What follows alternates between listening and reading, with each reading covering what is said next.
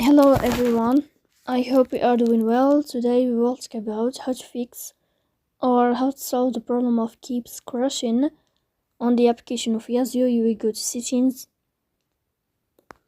In this page you will click on apps, default apps, app settings.